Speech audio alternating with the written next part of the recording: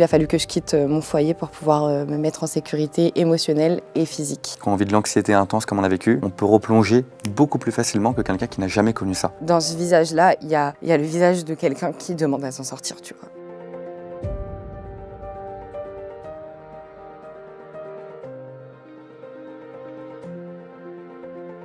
Et bonjour à tous et bienvenue dans On parle de tout, la première émission de santé mentale pour les jeunes en France. Aujourd'hui, on est avec Cindy. Salut. Cindy, enchantée. Enchantée. Juste avant qu'on te présente, moi j'aimerais remercier les deux partenaires du jour. Le premier, c'est Superprof, qui nous accompagne depuis 1 an et demi. Premier site de réservation pour n'importe quelle activité, avec n'importe quel budget, que t'aies 10 € ou 40 € pour un cours. Je te mets tous les liens en description. Et le deuxième partenaire, ça me fait plaisir, c'est une asso qui s'appelle Astrée. Et c'est la première association qui lutte contre la solitude. C'est trop important. C'est trop important, tu vois, elle a 35 ans, elle est d'utilité publique. Et apparemment, devine combien de pourcentage de Français se sentent seuls? 56. Ah, pas mort. On est à 20-25%. Ok. Qui ressentent vraiment une puissante solitude. Wow, Oh, t'es allé loin, toi. 56. Tu penses aujourd'hui? Je pense qu'on est à 56. Bah, en tout cas, Et c'est déjà un chiffre qui est énorme. lamentablement énorme. C'est énorme. Et voilà, c'est pour ça que vous mettez 1 €, 2 €, même que vous mettiez rien, allez checker l'association, je vous mets tous les liens en description et allez leur donner de la force. Bon, Cindy, Comment tu vas? moi ça va plutôt bien. Ok. Un peu anxieux, tu vois, on en parlera tout à Ouais. l'heure. Il y a plein de trucs à gérer, Ok. niveau pro, niveau Fin d'année, amoureux, hein. fin d'année. En plus, tu as vu, il y a une invitée qu'on a eue là, je crois que c'était toi qui a eu du retard. Oh ouais, Du coup, j'ai non, dû je tout connais gérer. pas cette personne. Je suis la meuf la plus en retard de la planète, donc je vois pas pourquoi tu dis ça, mais Mais avant que tu te présentes, pour ceux qui connaissent pas Cindy, c'est elle. Il est vrai, j'ai trop d'adversaires. Sur le côté, quelques ennemis refoulés. Quand tu vas pas bien, ce qui se passe, c'est que explique que ça va pas et tu expliques pourquoi ça va pas. Cindy, Oui. si tu devais te présenter, âge, métier, signe astrologique. je m'appelle Cindy Oviti, j'ai 28 ans, je suis cancer ascendant Lion lunaire Lion Ok, lunaire lion, on aime bien. et je suis réalisatrice. Ok, parfait. Quelle origine? Maroc-Égypte, Ok, j'arrivais pas de mère deviner. marocaine, père égyptien. Ok, magnifique. Tu connais, on est ensemble pendant 45 minutes à peu près. On va parler de santé mentale, on va parler de plein de sujets super joyeux. Mais avant, j'aimerais qu'on retrace un tout petit peu ton parcours. Certains te connaissent avec la musique, d'autres avec la création de contenu, peut-être YouTube. Moi, j'aimerais d'abord que tu nous parles un peu de ton enfance. Ok. Parce que j'ai parlé à un de tes potes qui m'a dit que tu avais été placé en famille d'accueil à l'âge de 13 ans. En effet, j'ai été placée en famille d'accueil à l'âge de 13 ans. Pour placer un peu le contexte, à ce moment-là, j'étais collégienne. J'étais en 4e au lycée Sainte-Marie à... Non, Sainte-Marie, c'était le collège. C'était aussi un lycée, le lycée Sainte-Marie à Montluçon. Et à la maison, il y avait quelqu'un de très violent qui vivait avec nous et qui nous a fait vivre un enfer à ma mère, à moi et à mon frère et ma sœur. Et puis, on n'a pas été aidés en fait par la vie, par les choses, les ressources n'étaient pas les bonnes. Et du coup, il a fallu que je quitte mon foyer pour pouvoir me mettre en sécurité émotionnelle et physique. Ok. Donc, tu n'as pas grandi proche d'une famille aimante qui t'a soutenu, Pas vraiment. etc. Ok. J'ai eu mes grands-parents qui m'ont porté beaucoup d'amour, ma mère aussi, et de plus en plus surtout. On a eu une relation en vrai qui a été très compliquée, parce que j'en ai beaucoup voulu quand je ne comprenais pas. Et puis, en vrai, ma famille est aimante, mais je n'ai pas eu une enfance aimante. Ok. Tu nous diras plus tard si ça a pu jouer sur Carrément. l'anxiété aujourd'hui. En tout cas, aujourd'hui, tu as 28 ans, on Ouais. a le même âge. Moi, je t'ai connu à l'époque à travers la musique, à travers Team BS, le groupe qui était composé donc de La Fouine, FA Baby, Sultan Tout à fait. et toi-même. Est-ce que tu peux nous raconter déjà comment tu es arrivé là-dedans? En fait, j'avais fait une émission sur la 8. Je ne sais plus c'était quelle chaîne à cette époque. Je ne sais pas si ça avait été racheté par Canal, Ouais. on s'en fiche.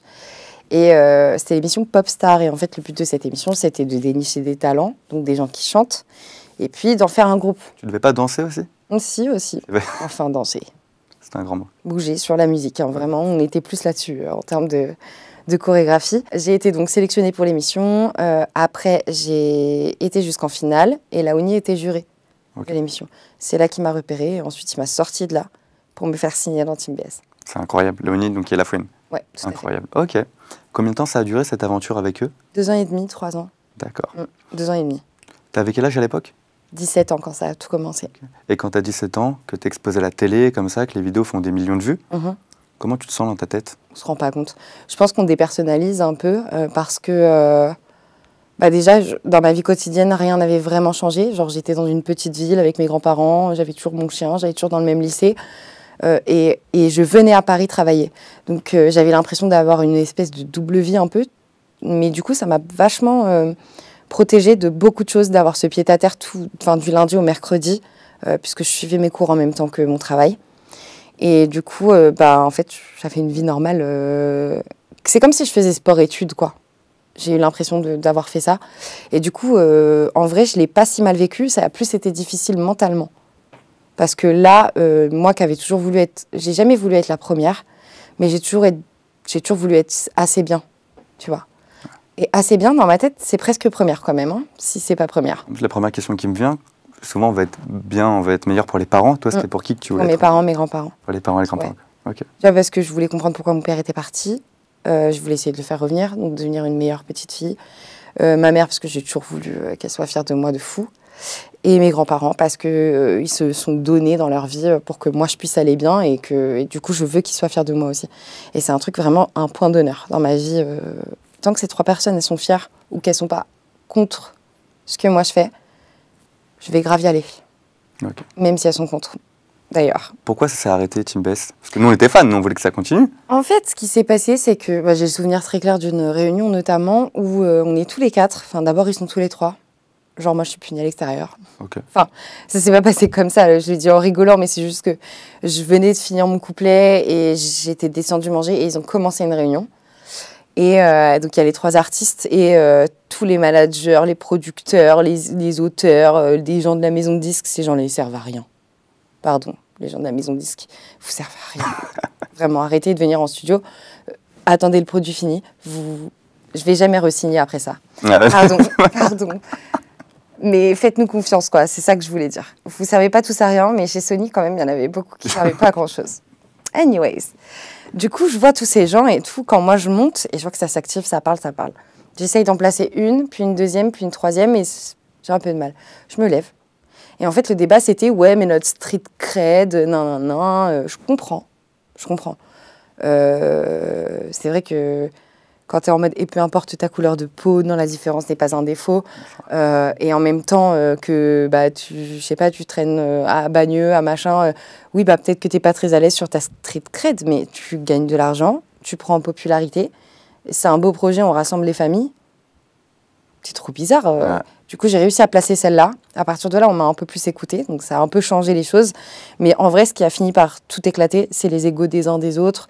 Et en vrai, c'est l'argent, parce que quand tu as un si gros projet et que tu as genre autant d'artistes, parce qu'on est déjà 4 sur les morceaux, mais qu'il faut rajouter qui a écrit, quelle partie, de combien de minutes à combien de minutes, et lui, il a fait ça. Et attends, parce que le gling, c'est un sample de... Oh là là. Okay. En vrai... ça a généré beaucoup d'argent, mais j'en ai très peu vu la couleur. Et quand ça s'est arrêté, toi, au niveau moral, parce que ça t'a fait un petit choc? En fait, je l'ai mal vécu. Tu l'as mal vécu? Je l'ai mal vécu parce qu'à ce moment-là, moi, je travaillais sur un album perso avec Sony. Et comme ils voyaient que Team Bess, on n'allait pas faire de volume 2, ils n'avaient pas trop le temps pour WAM. Et mon manager producteur, c'était Lafouine, qui était très occupé. Ok. J'imagine. Okay, tu t'es senti un peu trahi à un moment donné ou... Ouais, totalement. Mais surtout, non seulement trahi, et en plus bloqué parce que j'avais pas le droit d'aller démarcher ailleurs, j'avais pas le droit de sortir de ça. On m'a fait sortir un projet, je déteste les paroles de ce projet. Enfin voilà, je trouve ça regrettable, tu vois. C'est bien que tu le dises parce qu'il y a plein de jeunes filles, tu vois, de 18-20 ans qui écoutent et qui écoutaient et qui ont l'impression que c'était un petit rêve bleu, que tu étais la petite star du groupe et que tout allait bien. Bah, Team BS, oui. Après, non. Enfin, et encore, j'étais la petite star du groupe. Franchement, j'ai été méga bien. Ils sont archi bien occupés de moi. Il n'y a jamais eu ne serait-ce qu'un seul débordement. J'ai jamais été mise en danger. J'ai jamais manqué d'un verre d'eau ou d'un repas. Oui. J'ai toujours dormi dans de bonnes conditions. Jamais personne m'a manqué de respect. Ils auraient jamais laissé ça passer de toute manière. Franchement, ils sont archi bien occupés de moi. Rien à dire. Vraiment, clean de fou. L'expérience clean aussi. Pourquoi? Parce qu'en fait, j'étais dans l'ombre de Laouni, j'étais sous son aile à lui. Personne ne pouvait le toucher lui, donc personne ne pouvait me toucher moi. C'est ça que je voulais dire. Très bien. Après, aujourd'hui, les choses ont changé. Et avec le temps, les choses ont changé. Donc, comme Lafouine ne répondait pas à mon label avait pas envie de me caler. Donc des dommages collatéraux comme ça qui font que tu perds du temps et qu'au final, carrément, j'ai fini par me désintéresser de la musique. Ça me semble trop chiant. C'est bon, c'est chiant. Je ferai ça quand je serai très riche et que je pourrai tout faire seule, tu vois. Si j'ai bien compris, famille d'accueil à 13 ans, 17 ans, Team BS, musique. Petit à petit, ça s'arrête. Et là, il y a une série de vidéos qui t'a bien aidé à monter vers le haut. Est-ce que tu peux m'en parler? Go Girl. Go Girl, c'est Oh quoi my God, j'ai tellement aimé ce concept. Go Girl, ça naît en fin décembre, novembre 2010. Je suis partie en 2019, donc 2018. Ok. T'avais la vingtaine? 2018, ouais. T'avais la vingtaine? Ouais, la vingtaine. Ouais. La 22aine. Ok, 22, Comme ça. Ça marche aussi. Et bref, je suis chez moi, j'ai pas YouTube, ça, j'ai lancé, mais ça me plaît pas trop. J'ai envie d'être sincère. Et tu sais, j'avais toujours cette voix au fond de moi qui me disait, mais t'es pas là où tu dois être, faut que tu te dépêches, t'as pas le temps, tu vas mourir un jour et il faut tout faire, il faut tout réaliser et trucs. L'ambition, tu vois, l'ambition, le feu qui vraiment qui m'habitait artistiquement, qui réclamait que ça de sortir, mais surtout moi qui avais envie de vivre des expériences au-delà de ça. Et à ce moment-là, je sais pas, je crois que je vais raconter la vraie histoire. Vas-y, raconte. Il me semble pas que je l'ai vraiment raconté comme ça. À ce moment-là, YouTube, ça paye pas assez pour mon loyer actuel. La musique, j'ai pas de nouvelles de mon label. J'appelle mon grand-père. Et mon grand-père me dit, écoute, on veut plus t'aider pour le loyer, ce qui est normal. Et il me dit, il va falloir que tu te débrouilles, je te laisse 3 mois. Je m'effondre d'abord. Je pleure, je me roule dans ma morve, je pense. Enfin, vraiment, rien de très glamour. Je passe un très sale quart d'heure. Et à la fois, je me dis, ouais, mais en même temps, bah là, t'as pas le choix. Donc, pour être sûre de pas pouvoir retourner en arrière, le lendemain, j'ai appelé mon agence immobilière, j'ai posé mon préavis. Et je me suis dit, meuf, en mars, t'es plus là. Démerde-toi. Tu sais que c'est chelou parce que moi, tu m'aurais raconté ça quand j'avais pas d'expérience pro il y a 8 ans. Je me dit, mais comment ça, elle a du mal à payer le loyer alors qu'elle a fait Team BS? Ouais, pas mais des parce que millions les de côté gens s'imaginent qu'on est richissime. Pas du tout. Pas du tout. Pas du tout. En fait, on touche des très grosses sommes d'argent et parfois plus rien pendant 1 an et demi. Exactement. Donc si tu sais pas gérer ton argent ou qu'il t'arrive une grosse galère et que tu dois taper dans les économies, il n'y a plus. Oui. Puis même au bout d'un moment, tu vois, aller en studio, t'es pas payé pour aller en studio. Ça n'existe pas, ça. Bien sûr. Tu payes pour aller en studio, d'ailleurs. Mais ça, c'est plus un métier qui coûte, qui rapporte, sauf quand t'es à Ya ou, tu vois, ou quelqu'un qui a réellement une carrière qui rapproche avec des sons qui sont dans les rouleaux de la SACEM depuis plus de 2 ans. Parce que pareil, tu sors un titre, tu touches pas de droit avant 2 ans. Et ouais. 2 ans. Je m'en rends pas compte. Ouais. C'est énorme. Franchement, chanteur, c'est une vie de troubadour de fou, je vous préviens. Vraiment, peut-être rappeur avec les showcases, ça peut le faire, mais chanteur, c'est chaud. Et donc là, tu te trouves sans appartement, tu as 22 piges. Ouais. Et j'ai ce rêve de partir en Amérique. Voilà. Comme tout le monde, hein, comme vraiment, je pense à ce moment-là, tout un chacun. Et du coup, j'appelle mon grand-père. J'appelle pas mon grand-père, je prends un rendez-vous à ma banque. Je me renseigne pour faire un prêt étudiant pour aller étudier 3 mois aux États-Unis. Mon grand-père, il me regarde faire. Il kiffe le projet. Il me dit, tu vas pas te faire chier avec la banque. Moi, je te prête 15 000 €. Il me prête les 15 000 €. 9 000 € pour le voyage et après 4 000 € pour le reste, entre guillemets. Donc, parce que le voyage, c'était les 3 mois de cours et de logement. Ok. Il faut ajouter à ça les billets d'avion, la nourriture, les loisirs. Ça coûte très cher, bah oui. Ça coûte super cher. Le visa, le machin. Et en fait, je suis partie. J'ai filmé. Je me suis retrouvée sans domicile fixe pendant juste quelques heures. J'ai eu la chance de trouver une pote qui avait une cave où je pouvais mettre mes meubles. Quelqu'un qui gardait mon chat pendant 3 mois, je pouvais le FaceTime tous les jours. J'ai pu partir tranquille. Trop bien. Ça a été un des voyages que j'ai le plus aimé de ma vie, l'un des plus formateurs, qui m'a réappris à interagir avec les gens. J'ai tissé des liens très forts avec des gens. On ne s'écrit pas tous les jours, mais je sais que vraiment on s'aime, parce que voyager ensemble, c'est tisser des vrais liens. Rester 3 mois quelque part, c'est vivre quelque part. C'est plus être en vacances quelque part. Là, tu as au moins 3 semaines au milieu où rentrer, c'est loin. Ça fait un peu peur. Et en même temps, t'es habitué. Là, ça y est, t'as pris tes marques dans ton environnement. Donc là, tu deviens local, où que t'ailles. Et quand t'es parti, tu te disais, ok, je vais partir pour filmer, pour faire des vidéos, ou je vais partir pour l'expérience? Les deux. Filmer, faire des vidéos et l'expérience de, je sais pas, passer des castings, faire des trucs, voir. Je suis dans la force de l'âge, quoi. Et cette vidéo-là a lancé, je pense, a mis un énorme coup de boost, en tout cas, à ma carrière de créatrice de contenu. C'est une série que les gens ont beaucoup aimée, que j'ai beaucoup aimée aussi. J'avais filmé pour la Namibie aussi. Okay. Ça sortira sûrement à Noël. Petite exclu. Ah. Et voilà, ça a été vraiment un gros coup de boost. Et mon grand-père, on avait statué sur en bourse dans 2 ans, exactement comme c'était prévu pour le prêt étudiant. Et j'ai pu lui remettre à la fin de l'année son argent sans intérêt, sans rien, sans qu'ils s'y attendent. C'est un super projet, tu vois, et bravo d'être parti. Et juste avant que tu racontes, c'est totalement relié, tu disais que dans ta tête, à un moment, tu disais, j'ai pas le temps, il faut que je réussisse. Et de l'ambition, tu vois. Mais t'as pas l'impression que des fois, quand on se met trop d'ambition, ça devient une pression, et que t'as plein de jeunes à 20 ans, ils sont choqués de ne pas encore être millionnaires, de ne pas avoir 2 millions d'abonnés. Si. Et qu'est-ce qu'on peut leur dire à ces jeunes qui se mettent une telle Bah, pression? faites pas comme moi, vous allez finir en burn-out en fait. Voilà. Hein. Franchement, Il y a des conséquences. j'ai fait cette erreur toute ma vie de courir après ma life, vraiment. Franchement, des semaines, genre 2020, 2019, juste avant le Covid, des semaines, jeudi soir je sors, vendredi soir aussi, samedi, bon c'est la nif 2, dimanche machin, et lundi j'ai 2 events et 3 soirées là, et 2 events trucs, et 3 tournages, et oh wesh. Ouais. C'est trop. Et dis-moi si je me trompe, j'ai parlé à plein de gens, créateurs de contenu, qui ont des millions d'abonnés. Ils me disent, mais c'est pas maintenant que j'ai 4 millions d'abonnés que je suis heureux. C'est plus avant que j'avais quelques milliers et que j'apprenais à découvrir ce monde. Exactement. En fait, c'est des gens qui seront heureux quand ils auront retrouvé un entourage stable parce que ça met un sacré tsunami dans ton entourage. Hein. Franchement, ça fout le bazar. Hein. C'est vrai. J'ai rencontré, grâce à ce métier, énormément de gens. Autant de gens qui m'ont fait énormément de mal que de gens qui m'ont fait beaucoup de bien. Mais franchement, je me serais bien passée de certaines rencontres et de certaines situations. Et tu dirais qu'aujourd'hui, tu peux compter sur combien d'amis? La main, max. Ouais. Alors que tu as beaucoup de proches autour de toi, beaucoup de potes. Même plus, hein, j'ai grave... Ouh là là, j'ai Rétréci le restreint. cercle. Ouais, j'ai restreint de fou. Et à 28 ans, il y a un âge où... À mes 25 ans, ma liste d'invités, elle était de 70 personnes avec plus 1, sachant que les plus 1, c'est souvent des potes. Donc ça fait 150 présents. 1 an et 1 mois plus tard, j'ai eu un accident de la route. Je suis restée alitée pendant 1 semaine. Personne n'est venu. C'est dingue. 2 personnes sont venues en tout. C'est dans les épreuves que tu vois les vrais potes. Et j'ai des copines de Bordeaux qui ont démarré la voiture sans se poser de questions, elles, par contre. Tu vois, ouais. Putain, c'est dingue. Ok, parcours en Amérique, magnifique, ça a été une belle étape. Et on vit en 2021, maintenant, où ton même pote... Les montagnes russes. Hein. Les montagnes russes qui me parlent d'un accident, d'une agression.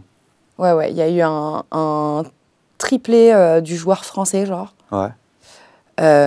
Traumaitovic. Que des traumas à la suite, genre, c'était horrible. Je venais de rentrer de voyage, en plus, je me sentais archi bien. Je venais de trouver mon premier traitement et mon premier diagnostic. Je suis TDAH, donc trouble déficitaire de l'attention, avec hyperactivité dans mon cas. Comment ça se constate, là? C'est plein de petites choses du quotidien. Bon, ça se constate dans l'enfance, ça se repère au manque d'attention. Et ensuite, dans le quotidien, des actions typiques de TDAH, c'est je suis en bas en train de faire un truc, je monte chercher mon sèche-cheveux, j'arrive dans ma chambre, finalement, je trouve cette paire de boucles d'oreilles. Ah, ça irait bien avec ça, je descends, j'ai pas pris mon sèche-cheveux. Je remonte, je prends mon chargeur, je descends, j'ai toujours pas pris mon sèche-cheveux. En fait, genre, il y a un papillon dans la pièce, je passe à autre chose tout de suite. Il y a ça, en l'occurrence, mais il y a plein d'autres trucs. Il y a des gens qui me parlent et je suis en mode... ouais, grave, ouais. Bah, je crois qu'il y a une référence. Tu connais Malcolm? Ouais. Riz dans Malcolm, il y en a qui disent qu'il y a un peu ça. Bah, Riz. Un peu lui, ok. Ouais. Mais pas nécessairement stupide, parce qu'à côté, j'ai un QI de fou, ça veut vraiment rien à voir. Mais c'est juste que je vais être beaucoup trop passionnée dans les choses qui me passionnent, et pas du tout là quand j'aurais pas envie de l'être. Comme un enfant de 5 ans, en fait. S'il a pas envie de faire son dessin, il va pas le finir, c'est pareil chez moi. Moi, je le vois un peu, comment tu m'en parles, comme un avantage, une manière de décrocher un peu de la vie. Ouais. Je suis d'accord. C'est cool, en fait. Par contre, ça a des comorbidités. Donc, ça apporte aussi la dépression et le trouble anxieux. Moins cool. Sans TDAH, j'aurais peut-être mieux supporté certaines choses. Ok. Mais 2021, de toute façon, il fallait que je me mange le mur ou le sol. Je sais pas, tu me diras ce que tu en penses. Je pars en voyage, je reviens d'Afrique en avril. Je reviens, je suis trop en forme et tout. J'ai mon diagnostic. On commence un traitement pour d'abord le trouble anxieux, qui est plus fort que mon trouble déficitaire de l'attention. En vrai, c'est pas du tout un handicap, c'est rien, c'est juste une neuroatypie, tu vois. Et quand tu dis trouble anxieux, dis-moi si je me trompe, il y en a qui ont un peu d'anxiété par période. Ok, tu passes le bac. L'anxieux, c'est on est à 5 crises par semaine. Voilà. 3-5 crises par semaine, quand c'est vraiment récurrent. Okay. Et ça peut être lié à un environnement de travail, par exemple, où ça se passe mal, une relation, ou tout court. Ok. Voilà. Même sans raison valable. Sans raison valable, on peut commencer à stresser, avoir des palpitations, les mains moites, ce besoin de se lever, de bouger, de sortir, de réfléchir en boucle sur un truc et de ne pas réussir à décrocher, c'est ça une crise d'angoisse. Ok. Et ce trouble, ce trouble-là. Est-ce qu'au fur et à mesure, il est passé ou est-ce qu'aujourd'hui, il est encore en toi? Non, il est encore en moi, mais j'accepte de fou. Enfin, plus, quand je suis fatiguée, ça se voit beaucoup plus. Je trouve des petites astuces aussi parce qu'en vrai, c'est juste, je pense, une autre forme d'intelligence, tu vois. C'est juste une autre forme de fonctionner et Ben, mon armoire à moi, elle est peut-être pas rangée comme la vôtre, mais par contre, je retrouve tout en 2 secondes. Et c'est super logique pour moi. Ok. Donc, c'est essentiel. Au final, quand j'ai fini par accepter ce diagnostic-là, ça m'a vraiment permis de trouver un autre sens à ma vie et d'avoir envie de la rendre encore plus douce. Ouais. En plus, moi, je trouve ça bien dans le sens où tu as une réponse à ce que tu avais, alors qu'il y en a, ils ont certains troubles, mais ils ne trouvent jamais de réponse. Ça peut être dur, ça. Je suis d'accord. On trouve un traitement pour le trouble anxieux, tout se passe bien jusqu'en juin, meilleure vie, vraiment. Avril, mai, juin, oh là là là là, trop bien, je gagne bien ma vie. J'ai mes amis, mes projets, ça cartonne. Je vais lancer mon podcast. Tout va bien. Le 27 juin, je dois aller bosser avec Disneyland Paris pour Marvel. Dinguerie. Dans l'hôtel, grosse dinguerie. Tu l'es en vidéo, pareil, partenariat vidéo? Je suis payée par Disney et en plus j'ai un week-end à l'hôtel avec quelqu'un de mon choix. Trop bien. Jamais de ma vie je me serais levée en retard. Jamais. Carrément, je voulais ne pas dormir. Je décide de me coucher un petit peu et cette fois, j'éteins toutes les lumières de chez moi. C'est la seule fois de ma vie que je fais ça. Il y a toujours une LED, un truc. J'aime pas trop le noir. C'est pas que j'ai peur du noir. J'ai peur de ce que je ne peux pas voir dans le noir. Ok. C'est plus ça. Peur de l'inconnu même dans la vie de tous les jours ou... Ouais. Ah ouais? Ouais. Ça dépend. Regarde mon agent. Ça dépend parce que franchement, nouvelle aventure, nouveau truc à tester, à goûter, à sauter dans un truc, je serai la première. Nouvelle personne. On se méfie. C'est plus de la méfiance à ce stade-là. C'est même plus une période d'essai. Ça peut être très très long. Il y a des gens que je fréquente depuis plus de 6 mois. Je suis toujours pas sûre. Ok. Donc ce jour-là, tu te dis, j'éteins tout et je reste dans l'inconnu. Ouais. Ok. Et donc, je dors. Et je me réveille, ma porte d'entrée, elle est ouverte. Je me dis, wesh, les chats, c'était ouf. Je sors, je me dis, où est-ce qu'ils sont partis? Je les reverrai plus jamais et tout. Je les trouve à l'étage endormis de fou. Alors qu'un chat, quand tu bouges le matin, à peine tu fais, il est déjà là. Ok. Il court, il vient te voir tout de suite. Enfin, je veux dire, il n'y a pas plus chat qu'un chat. J'en ai 2. C'est des chatons, ils n'ont pas mangé. Donc, ils devraient venir. Je les trouve endormis, trop bizarre. Je vois un meuble qui est renversé dans la salle de bain, trop bizarre. Je cherche mon tel, introuvable. Comme j'ai le cerveau un peu... C'est pas genre en mode je suis folle quand je fais ça, mais vous avez compris quoi. Moi, j'ai pas les mêmes étincelles que vous. Je me dis, bah vas-y, j'ai dû le faire charger ailleurs et tout. Je me dis, bah je regarde au niveau de ma télé. Et je me dis, tiens, ça ressemble vachement à... Il n'y a pas mon ordi, cette situation. Et là, je me dis, en fait, il y a quelqu'un qui est rentré chez toi pour te voler ton téléphone et ton ordi. Et je regarde sur la table et il y a du liquide sur la table qui n'a pas bougé. Ok. C'est bizarre. Je sors de chez moi, je demande à mon boulanger juste en face s'il a vu quelqu'un sortir avec un ordi et un téléphone. Non, on appelle la police arrive, on fait les empreintes, classées sans suite évidemment. Je me suis fait ce qu'on appelle home jacket. Quelqu'un est venu dans mon sommeil chez moi pendant que je dormais seule et nue, parce qu'on était le 27 juin, Ok. pour me voler mes affaires. Premier truc un peu traumatisant. Et pourquoi les chats ils dormaient alors? J'ai toujours pas compris. Ah, on a été gazés. Voilà, il y a eu, voilà, je me demandais, mais ok. On a été gazés apparemment dans notre sommeil. Donc heureusement que t'étais... Ah, toi tu dormais, t'as été gazé, tu t'en es pas rendu compte? J'ai rien entendu, rien senti. Putain. Après, j'ai compris que mon corps, il me protège vachement quand il y a des traumas. Donc, est-ce que j'ai rien entendu, rien senti ou est-ce que j'ai senti quelque chose? J'en sais rien. Je sais pas. J'espère que ça reviendra pas, que ça reste bien caché loin là, parce que de toute façon, ça ne changera rien malheureusement si j'apprends ce qui s'est vraiment passé. Ok. Donc Mais depuis, il y a des caméras de surveillance chez moi. ça, le cambriolage, premier but. Deuxième but, un ex qui repasse à la maison après une soirée et qui abuse de moi. D'accord. Donc vraiment pas mal, poteau entrant. Je suis encore dans mes démarches actuelles. C'était il y a 2 ans, mais on est toujours dans la justice ou l'injustice, t'appelles ça comme tu veux. Ils ont perdu ma plainte. Ok. Voilà. Donc, je sais pas, peut-être il y a un cache-cache de plainte, je sais pas. Quand ça arrive, ce genre d'abus, tu vois, venant d'un mec, premier réflexe, est-ce que tu en parles autour de toi? Pas tout de suite. J'ai mis 3 jours à en parler à mon entourage très proche et 1 an à en parler à la police. Ok. Et entre-temps, est-ce qu'il y a eu une thérapie? Il y a eu quelqu'un qui en parlait? Il en faut une. J'en ai pas fait. Ok.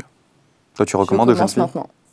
Ok. Je sais pas si j'avais besoin de la violence de ce qui vient de se passer. Pas parce que j'avais besoin d'être éduquée, même si ça m'a éduquée beaucoup, mais parce que j'avais besoin de changer très profondément, déjà. J'avais besoin de comprendre beaucoup de choses si je veux suivre le chemin de vie que je veux suivre. Donc j'ai une vie qui m'a montré. Maintenant, il faut que je travaille pour mettre en place des choses qui vont changer les choses. Je ne sais pas comment je vais réussir. Mon vrai but ultime, tu vois, avant mon rêve, c'était genre d'être une star internationale de la musique. Aujourd'hui, mon rêve, c'est genre d'être prix Nobel et de faire rentrer de la paix et de faire rentrer dans la Constitution le viol comme un crime contre l'humanité. D'accord. Je sais qu'il y a des gens qui vont hurler en écoutant ça, puisque l'un des seuls crimes, les crimes contre l'humanité, c'est tout ce qui est génocide et tout. Mais est-ce que finalement, rentrer dans l'intimité d'une femme et lui arracher et la laisser pour morte toute sa vie, c'est pas toucher même à l'humanité? Là, tu en parles vraiment avec une froideur, une violence énorme, et moi je comprends totalement. Mais comment ça se fait du coup que tu commences un travail, tu m'as dit, que maintenant sur toi? Je suis encore en colère. Ok. Donc c'est dur de faire le travail. J'ai très envie de lui péter la gueule. Mais je peux pas, donc je patiente. Ok. Mais c'est très dur de faire face en ce moment. En plus, tu sais, on est en fin octobre et tout. Je suis un peu fatiguée, mais ça va, je vois ma famille là cette semaine, donc ça me fait du bien. Et nerveusement, je suis à bout. Franchement, je suis à bout de fou. Hier, j'ai pris un Uber. Ah, mais alors, la dinguerie. Ouais. J'ai pris un Uber. Le mec, j'ai changé d'itinéraire au milieu, ce qui est totalement dans mon droit. Ça le faisait juste me déposer plus tôt. Il était 19h30, il pleuvait. Je suis une femme seule avec 3 sacs. Il m'a têche de sa voiture. Ah, putain. Il avait mieux à faire. T'arrives à extérioriser, t'arrives à gueuler toi ou tu gardes pour Bah toi? non, j'ai tremblé pendant 20 minutes dans le Uber d'après que j'ai dû payer 71 balles. Putain. 71 € pour être en sécurité. Il m'a laissé sur le bord de la route, sur une nationale. Je suis toute seule, il pleut, c'est la nuit. Mais t'es taré ou quoi? Un problème avec les Uber. Ouais. Pas avec les Uber, j'ai un problème avec les gens qui font pas attention aux femmes. Et avec les gens qui font pas attention aux autres tout court, en fait. Même et j'adore les chiens, donc j'ai même pas cet exemple-là. Même un gros schlag, même mon ex, je le laisse pas comme... Franchement, si je le laisse. Non, je le laisse pas. Je le laisse, mais je me garde un peu plus loin et je veille à ce qu'il lui arrive rien, quoi. Mais je le laisse, par contre, oui, mais il mérite. Je suis pas son ex, au monsieur. Genre, et je lui ai dit, monsieur, vous allez Là, vous me faites sortir de la voiture, alors que c'est la nuit. Il fait froid, il pleut. J'ai des sacs et je suis une femme seule. Non, mais si vous voulez, vous pouvez attendre le prochain. Non! Ouais, Vous êtes en train de me demander de sortir de votre voiture, là. Désolée, madame. Wesh! elle se rend pas compte le côté protecteur qu'il faut avoir et qu'il peut t'arriver un danger dans 2 minutes. Totalement. Et puis même, en plus, tu es dans tes heures de travail. Ton travail, il me semble qu'à la base, c'est d'emmener les gens où ils souhaitent aller. Et comme le prix a baissé de courses, il passait de 30 à 23 €, Ouais, je lui ai dit, je vous laisse un Je l'ai dit de moi-même, en plus, je suis même pas obligée. Je lui ai dit, je vous laisse un pourboire. Comme ça, ça compense. c'est très bien que tu en parles de la manière dont tu réagis comme ça à quelque chose qui peut arriver dans la vie de tous les jours. On ne sait jamais. Les questions. psychopathes, pardon, On sait ils sont jamais. partout. Les gens qui n'ont plus d'âme, ils existent pour de vrai. Les psychopathes n'ont pas forcément plus d'âme, ils ont besoin de soins, bien évidemment. Mais il y a des gens, psychiatriquement, qui ne sont pas en état de fonctionner. Et au même titre que l'on soigne... Au même titre que l'on soigne une dépression, on devrait soigner certains troubles psy. Ok. Ça, on va y revenir après, très intéressant. Donc, premier but, j'ai bien compris, le cambriolage. Deuxième but, cet abus de l'ex. Cet abus de l'ex. Troisième but, accident de trottinette voiture, aucun souvenir. Ok. Tu perds la mémoire? Totalement. Pendant combien de temps tu perds la mémoire? Je me rappelle de la soirée que je venais de passer. Je me rappelle de bribes de soirée. Je me rappelle de le voir lui. Puis après, j'ai voulu partir. Et je me suis réveillée à l'hôpital. Ok. Avec 4 dents en moins. Pas les dents de devant? Non, Dieu merci. Un menton comme ça, franchement, triplé de volume. Une petite blessure là, la main râpée, commotion cérébrale, mais vivante. Ok. J'ai perdu connaissance pendant 5 heures. Moi, je me demande avec tout ce que tu as J'ai vécu. signé une décharge, je me rappelle pas. Ils voulaient m'hospitaliser, j'ai refusé. Ok. Bon, t'as pas de séquelles aujourd'hui? Non. Ça va. Enfin, si, j'ai encore des dents à réparer, mais comme personne n'a vu l'accident, c'est ma responsabilité civile à moi qui est engagée. C'est à mes frais les dents et franchement, déjà, j'aime pas le dentiste, ça me gêne pas pour manger et à moins que je rigole comme ça, on est bon. Cindy, moi, c'est marrant parce que la manière dont tu parles de tes épreuves de vie, on voit que quand même aujourd'hui, ça te pèse. Quand tu dis j'ai pas gardé de séquelles, oui, bon, physiquement, mais je trouve que plus on enchaîne les mini-épreuves, plus au final on est abîmé mentalement, on en garde une, ça pèse. Est-ce que toi, à travers tout ça, tu as déjà vécu une dépression? Oh ouais. Oh waouh, oui. Vraiment la dépression? La vraie dépression qui peut te tuer, genre. Moi, je veux tout savoir, l'âge et pourquoi. La première petite, c'est une petite dépression que j'ai faite en 2017 suite à une rupture. Ok. Rupture amoureuse? Ouais, 3 mois de souffrance. Ok. La deuxième, 2021. Oh my God, mais l'année de la mort, genre. Tu penses que c'est à cause de l'enchaînement ou c'est dépression, dépression, dépression qui s'est combinée?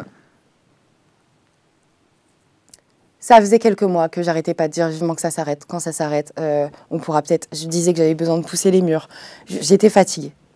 Et puis ça faisait des années que je me mettais la pression pour réussir. Depuis 2019, je ne m'étais pas du tout arrêtée. Je sais que ça peut paraître rien, mais en vrai, c'est pas seulement... En vrai, depuis Team BS, je ne m'étais jamais reposée. Parce qu'après Team BS, il a fallu enchaîner, il a fallu garder la face, il a fallu garder les gens qui me suivaient, comment ils restent. Il a fallu trouver des solutions pour payer mon loyer. Il a fallu me faire entendre dans un milieu extrêmement machiste qu'est la musique. Il a fallu que je trouve d'autres centres d'intérêt, que je ne perde pas espoir. Il a fallu que je me relève, que je refasse de l'argent, que je monte ma société, que je la perde, que je machin. Énormément d'étapes, énormément d'étapes. Et seulement après tout ça, j'ai craqué. Et donc, on arrive en septembre, après l'accident. Je fais 3 semaines de déréalisation totale. Gros burn-out, impossible même de ne serait-ce que prendre un selfie et tout, impossible. C'est quoi les symptômes physiques? De la déréalisation? Ouais, le mélange de ça et de la dépression en même temps. Alors la déréalisation, c'est comme si tu es dans un rêve. Ça arrive au cours de la journée, tu as l'impression que tu flottes, tu n'es pas trop sûr, mais tu t'en rends compte surtout quand tu repenses. Et tu te dis, ah ouais... On a reçu un jeune qui nous racontait ça, dinguerie, hein, dinguerie. Ouais. Il y a ça, dépression, il y a plusieurs étapes. La pire que j'ai traversée, c'est quand tu te lèves le matin et que tu hurles parce que tu es réveillé. Et qu'il faut recommencer la journée encore. Ouais. Encore. Ouais. Avec ce ventre qui veut juste s'ouvrir et laisser sortir le démon, genre qui le mange, avec les courses qui sont pas faites, avec le bordel dans la maison parce que tu n'arrives pas à t'occuper de toi, avec le désespoir, la solitude, l'isolement, l'alcoolisme un petit peu, parce qu'on va pas se mentir, avec la bœuf sur la table, avec plus rien qui fonctionne, plus d'envie, genre juste t'as envie de crever, quoi, vraiment, vraiment. Et le seul truc qui fait que tu le fais pas, c'est que t'as pas les couilles de le faire, c'est tout. Bien sûr. T'arrives à crier, à pleurer ou tu renfermes? Moi, j'arrivais parce que j'avais une grande maison, j'avais cette chance-là. Elle est devenue beaucoup trop grande quand je me suis retrouvée très isolée. Mais moi, j'avais besoin de crier, j'avais besoin de taper, j'avais besoin de chialer, j'avais besoin de vomir, j'avais besoin de tellement de choses. Et à ce moment-là, t'avais quelle image de toi? Je me suis jamais sentie aussi... je me suis jamais fait autant peur.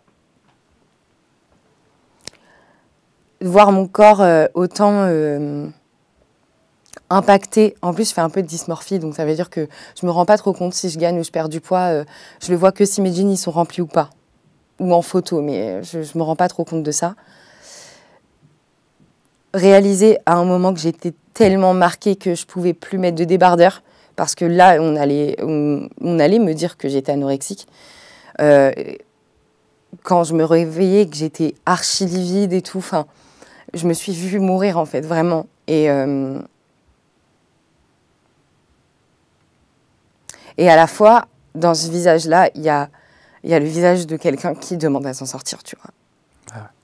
Ah oui, tu cherches de l'aide, j'imagine. Ouais, tu te regardes et tu te supplies toi-même. Genre, je me regardais même pas moi, vraiment, mais à l'intérieur, au fond, il y a quelque chose qui te supplie de te sortir de là. Il faut absolument que ça cesse, genre.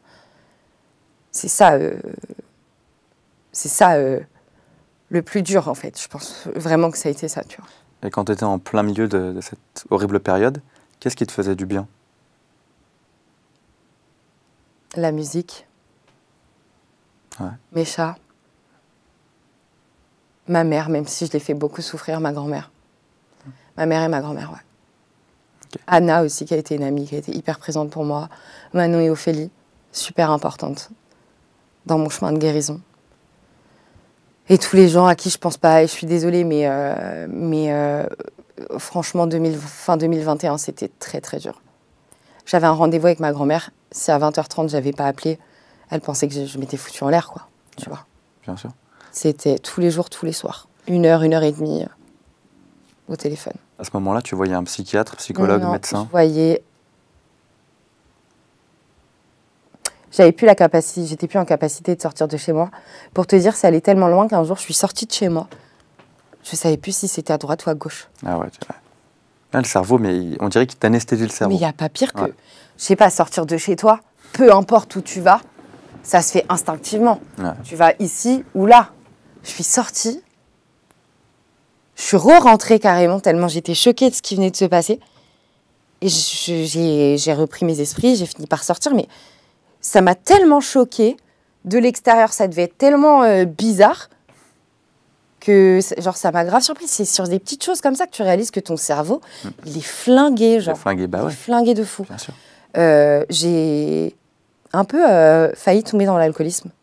Je suis tombée dedans, mais genre pas assez profondément pour développer une addiction, Dieu merci.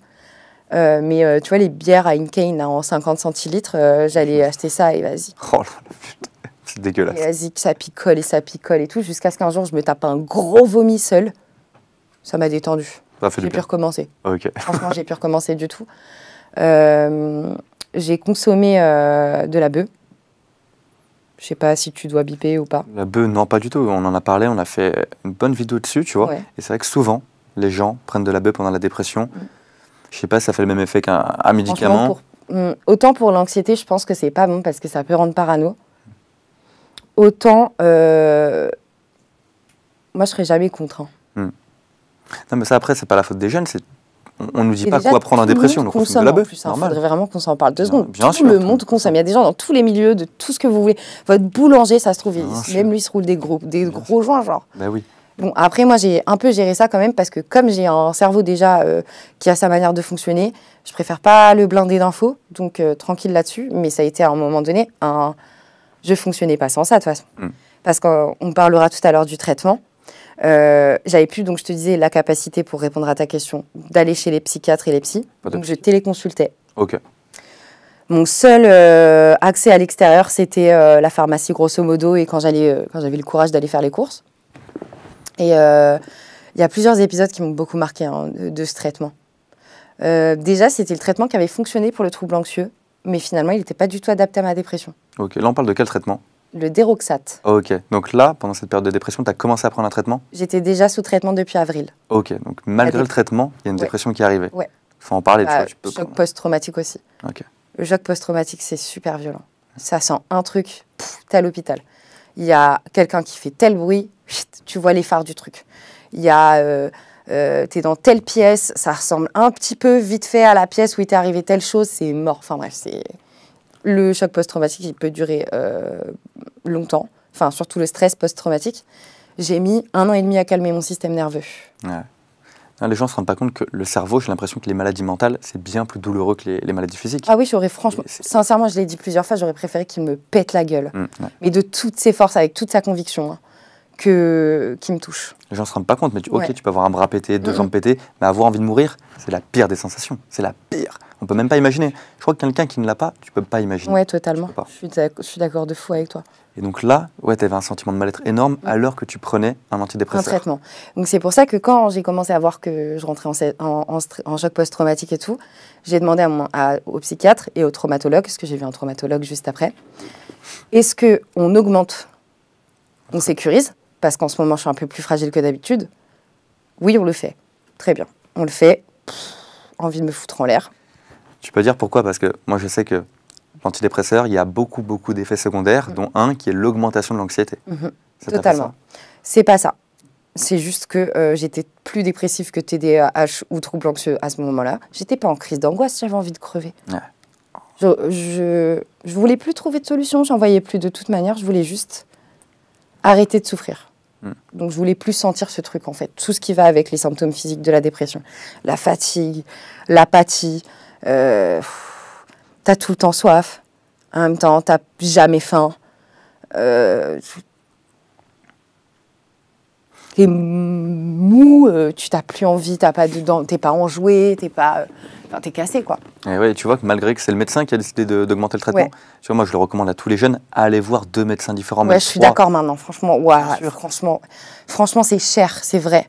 Mais il vaut mieux faire 3 consultations à 80 balles et au moins t'es tranquille, que pas être sûr et errer comme j'ai fait pendant des années sans avoir... et même si le médecin, vraiment tu le connais depuis, c'est un médecin de famille. Mon traitement, dis-toi, on l'a changé qu'en 2023. Ouais. Là, je te parle de 2021. Tu vois, ouais. Donc, j'ai gardé le Déroxate comme ça. On est monté jusqu'à 60 mg, dose maximale. Dose de cheval. Je fais 1m70 pour 56 kg. Je suis comme ça. Je faisais des cauchemars de fou malade. Je me réveillais la nuit, les draps, ils étaient trempés parce que je suais de fou. Aucune libido. Pas de bon côté, en fait, à ce truc. Je le prenais juste pour pas me foutre en l'air, en espérant que je voulais pas me foutre... Enfin, que ça marcherait et que je me foutrais pas en l'air. C'est comme ça que je suis arrivée à 2021 et à 2022. 2022, j'ai voulu arrêter mon traitement seule. Ouais, pourquoi t'as voulu faire ça? Parce que je me croyais plus forte que tout le monde. En fait, les bad bitches indépendantes, j'ai été comme ça pendant très longtemps, elles aiment pas dépendre d'un truc. Donc, c'est pas un comprimé qui va décider si je vais mieux ou si je vais pas mieux. Là, j'ai l'impression d'aller mieux, donc j'ai envie d'arrêter mon traitement comme une grande. Du jour au lendemain, sans prévenir personne. Ah, d'arrêter totalement, c'est pas tu diminues, t'arrêtes. Résultat? 3 semaines de malaise vago. Oh, putain, l'horreur. Une rechute en novembre. Franchement, faites ce que vous voulez. Hein. Et en plus, tu ressentais pas l'envie d'en reprendre. C'était vraiment le corps qui te montrait que t'allais mal, mais il n'y avait pas de dépendance. C'est revenu doucement, mais sûrement. Ah ouais. Et mars, je crois que je vais te laisser reprendre ton interview parce qu'on va devoir en parler de toute façon. Là, moi, la première question qui me vient, c'est, avant de parler de mars, tu prenais antidépresseurs, mais est-ce que tu prenais ce qu'on appelle des anxiolytiques contre l'anxiété? Et j'ai jamais trop trouvé l'intérêt de ça jusqu'à très récemment. Ok, pourquoi? J'en avais, mais je prenais pas parce que je voulais pas abuser du truc. Alors déjà, faut arrêter parce que les médecins nous prescrivent quelque chose, donc il faut le prendre en cas de besoin. Je me serais évité bien des nuits d'angoisse, mais j'avais trop peur de devenir dépendante aux benzodiazépines, par exemple, tu vois, qui est une substance qui peut rendre dépendant, qu'on retrouve dans les anxiolytiques, tout ce qui est à base d'enlever les crises. Parce qu'on en parle, c'est vrai que les anxiolytiques, on vous le dit, ça rend évidemment dépendant au long terme. Je crois que c'est 30 à 40 jours. C'est ça, sauf le Serestat, demandez à votre psychiatre, puisqu'on n'a pas peur des mots et des médicaments. Mais c'est peut-être très très light quand même. Mais c'est pas euphytose non plus, c'est... plus, genre, si euphytose c'est 3, Serestat c'est 6. Okay. On ne mettra pas les liens en description, mais ouais. Non, mais vous avez capté. Et tenter la CBD, peut-être ça peut fonctionner. Donc tu prenais antidépresseurs, anxiolytiques. En cas de besoin, mais j'évite au max, ouais. Okay. Et aujourd'hui, tu te dis pourquoi pas? Aujourd'hui, là je vois mon psychiatre demain, et je vais lui en demander. Ok. Tu me parlais du mois de mars qui est arrivé. C'est passé quoi? En mars de cette année, rebelote, 10 kilos en moins, envie de crever, tout ça. Je me fais larguer. Ok. On l'a pas vu venir, celle-là. On n'a pas parlé d'amour. C'est vrai. Ça faisait combien de temps? 6 mois. Ok. Bonne relation, t'étais en plein dedans? Moi, j'étais à fond dedans et j'y croyais. Hein. Oh my God, je peux pas tout dire, mais... Enfin, si je peux dire tout. On peut tout dire. C'est quand même un peu un tocard. Ouais. C'est lui qui t'a quitté? Ouais, par message. Par message, oh putain. Tu me dis si je me trompe, quand on est comme toi, cette hypersensibilité, ce caractère, toutes ces épreuves, la rupture, on le vit mal. C'est super mal vécu parce que franchement... on voit mon soutif depuis tout à l'heure. Je remonte tout de suite. Désolée, les gens. Vous pouvez arrêter de parler de ça dans les commentaires. La situation est sous contrôle. Franchement... Je disais... On le vit mal. On le vit bien mal. On le vit mal. Ah ouais, je l'ai mal vécu, franchement. En fait, quand j'ai reçu le message, j'ai un étage de mon immeuble interne qui s'est affaissé, genre. Tu vois, que tomber l'un sur l'autre. J'ai appelé ma grand-mère, j'ai dit, écoute-moi bien, mamie. Pas sur ce ton. Je lui ai dit, c'est soit je viens tout de suite, soit je vais à l'hôpital psychiatrique, là, maintenant. Le jour de la rupture? Ouais. Ah, carrément. Donc. Après le message, en fait, j'étais déjà en mode survie totale. Et là, je pouvais plus. Mais non, Cindy, prends le train. Prends le train. Le lendemain matin, je fais un sac, je prends le train, je vais voir mamie et maman. Et je lâche mon cerveau pendant 1 mois. Je réponds pas à ces messages, j'ai pas envie de savoir. Je coupe des réseaux, je change d'antidépresseur, je reprends des boissons, c'est pas énergisantes, nutritionnelles, parce que j'avais perdu trop de poids, il fallait restabiliser. Et puis, je rentre sur Paris. Ouais, il y a eu 1 mois où c'était encore difficile. J'avais un peu un espoir qu'ils se rendent compte et qu'ils reviennent. Et puis, je comprenais pas parce que moi, j'avais été très sincère, très aimante, mais malade. Je sais pas comment une rupture comme ça peut faire autant de mal. T'en parles comme d'un énorme deuil, comme si quelqu'un était mort. Parce que ça avait été une relation très intense. Pas dans la manipulation ou quoi, le mensonge à la fin, oui. Parce que c'était un queutard, ça. Et queutard, il y en a pas mal quand même en vrai. Mais il avait hyper bien caché son jeu et je pense que mutuellement, on y a cru tous les deux, tu vois, sur le départ. Et qu'ensuite, il a vu que moi, j'étais vraiment malade. Et à ce moment-là, j'étais en rechute. Il n'a pas eu envie d'emporter la responsabilité. Et il est parti, c'est tout.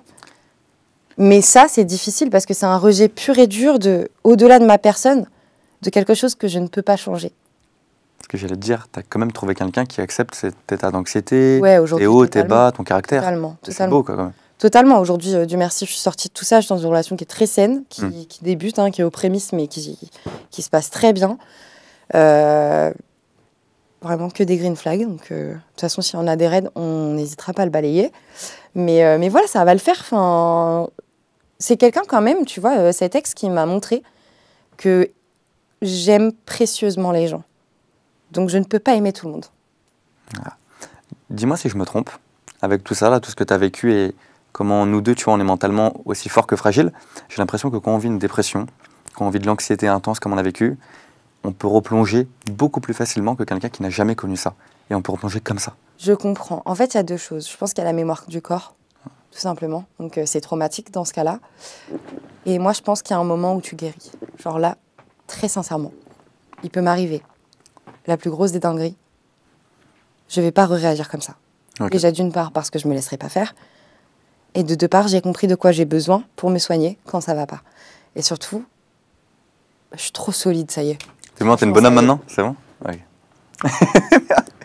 Et Cindy, est-ce qu'aujourd'hui, tu recommandes un petit garçon, une petite fille qui va mal, on parle de quelqu'un qui est majeur, tu lui recommandes de prendre des antidépresseurs ou pas? Selon son psychiatre, parce que je ne suis pas dans ses symptômes et tout. En fait, je peux poser la question autrement? Ouais. Cindy, qu'est-ce que tu dirais à quelqu'un à qui on a prescrit des antidépresseurs, qui hésite à les prendre parce qu'il a peur de la dépendance ou de telle chose? Qu'est-ce que tu dirais? Je dirais donc... à un moment donné, quand on se casse la jambe, on met une attelle ou un plâtre. Je sais pas, alors on va dire quand on se casse le genou, on met un attelle ou une attelle, ou un plâtre. Quand on est enrhumé, on se mouche, donc on évacue, et on met des gouttes dans son nez. Quand on fait une dépression, notre cerveau n'est plus en mesure de gérer la dopamine, l'hormone du bonheur. Sérotonine? Sérotonine, pardon. La sérotonine. Ça, c'est du TDAH. On aime bien mélanger les mots. On contrepète tout le temps.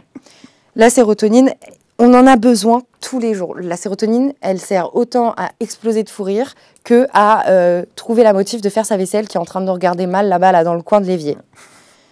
Si ton cerveau, il est malade, au même titre que ton nez coule, il ne peut pas faire sa fonction première qui est de gérer toutes les informations qui arrivent. Et là, la sérotonine, elle n'arrive pas. Un antidépresseur, c'est de la sérotonine. C'est des gens qui ont travaillé pendant des années, qui ont fait des tests et tout pour qu'on puisse se soigner. C'est peut-être, effectivement, pas super bon pour le long terme. Mais au même titre que la chimio, c'est catastrophique pour ce que ça fait à un corps humain, c'est terrible. Ouais. Et pourtant, on est obligé de passer par là pour soigner de temps en temps. Un traitement antidépresseur, c'est 1 an et demi, peut-être. Peut-être plus, peut-être moins. Ça peut être 6 mois. Il faut juste suivre son traitement et le faire. Et ne pas s'arrêter seul. On s'arrête avec son psychiatre et on suit jour par jour. Quitte à avoir un pilulier comme ça, mamie, c'est pas mon problème. On fait attention à sa santé mentale parce que depuis que je me suis soignée, je n'ai jamais été aussi heureuse. Vraiment, genre. Voilà. Et si on a peur de les prendre parce qu'on a peur de développer une dépendance, on peut déjà en parler à son docteur parce qu'il faut une relation de confiance. Et ensuite, en parler à son docteur. Voilà. Très très bien. Elle a tout dit, j'ai quasiment rien à rajouter. Sauf que voilà, moi pareil, vous le savez, il y a 5 ans, je me suis bourré aux antidépresseurs. Et ouais, j'ai pris un moment 9 kilos. Après, j'en ai perdu une vingtaine. J'arrivais plus à bander pendant 1 an et demi que du mytho, la petite copine. Mais malgré ça, c'est grâce à ça que je suis là aujourd'hui. Et les antidépresseurs, comme tu l'as dit, avec un psychiatre, on demande un deuxième avis. Et ça peut aider beaucoup de monde. Exactement. En fait, il faut comprendre que l'état dans lequel vous êtes actuellement vous rend plus malade que prendre des antidépresseurs. Et comme je le disais tout à l'heure hors cam, si vraiment, mettons, allez, les antidépresseurs, ça raccourcit un peu la vie, je préfère vivre moins longtemps comme ça que trop longtemps comme j'étais. Genre, je peux plus, je veux plus jamais me sentir comme ça. On parlait de traitement. J'ai changé de traitement en rentrant donc chez mes grands-parents après ma rupture. Juste après, je suis allée chez le médecin de la famille. Ok. 40 minutes de consultation. C'est rare. Hein. Prends le temps. Ah ouais, c'est très rare. Prends le temps de fou et tout, entre 2 rendez-vous. Me prends pas pour une petite teubée qui fait des petites angoisses. Tu vois, vraiment, genre, me prends archi au sérieux. Trop bien. Et me change mon traitement. Et en fait, il m'a mis sous venlafaxine. Ok. Oh là là, dinguerie. Donc un autre antidépresseur. Venlafaxine, 75 mg actuellement. Ok. Qui est beaucoup mieux. Le jour et la nuit, genre. Ah, tu vois, comme Le quoi. jour et la nuit. Et en seul effet indésirable qui me reste, parce que oui, par contre, c'est des traitements qui ont des effets indésirables.